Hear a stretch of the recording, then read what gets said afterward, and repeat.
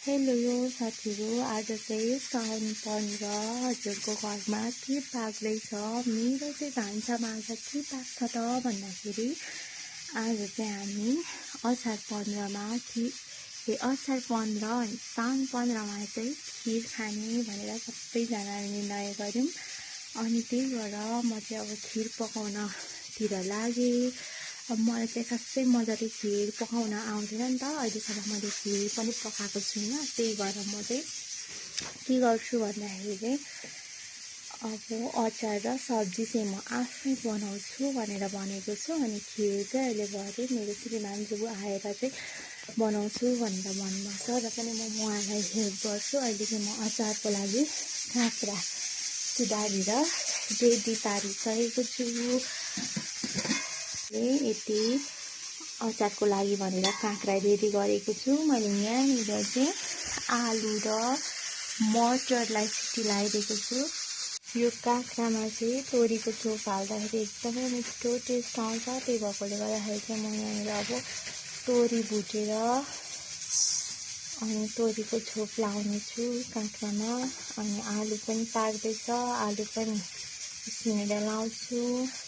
थोरै जिरा पनि भुटेर लगाइदिनु पर्यो, किनभने अब मिठो खालको फ्लेभर आउँछ नि त। अनि त्यही भएर जिरा पनि भुटेर लगाइदिन्छु। त्यसम्म चाहिँ पानी परेर कस्तो भइरहेको थियो, अहिले चाहिँ कस्तो राम्रो घाम लागेर। तर यता त फेरि अँधेरै भइरहेछ, कन्यामतिर चाहिँ पानी आइरहेको होला सायद। अहिले चाहिँ यहाँ यता चाहिँ घाम लागिरहेछ अलिअलि, एकछिनसम्म मात्रै होला यो घाम पनि। र तेल पनि अनि बेसार पनि मैले अचारमा हाल्नु पर्यो। कागती पनि लाउँछु अब म चाहिँ यहाँनिर। कागती नलाउँदा हुँदैन अचारमा, मिठो टेस्ट आउँदैन है। यत्तिको भएको छ अघिको अचार चाहिँ। धुलो खोर्सानी पनि लगाइदिन्छु अलिकति। जिरा हालिसकेँ, मटर चाहिँ हालिनँ किनभने मटर चाहिँ मैले सब्जीको लागि आलुसँगै उसिनेको थिएँ नि त। अनि त्यही भएकोले गर्दाखेरि निकै धेरै पाकेछ।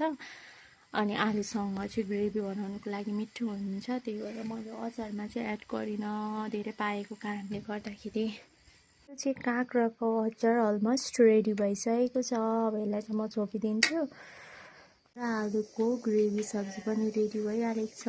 यता अलिकति भात पनि मैले रेडी गरेँ। अहिले चाहिँ मेरो काम सकिसकेँ, अब खिर पकाउनु बाँकी छ। अहिले भरे पकाउने छु खिर चाहिँ। अहिलेलाई यति नै।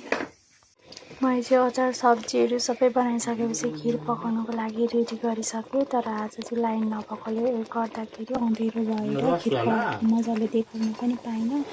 म चाहिँ यहाँनिर खिर चलाउँदैछु। अब लाइन आएपछि खाने। आजको असार 15 चाहिँ साउन 15 चाहिँ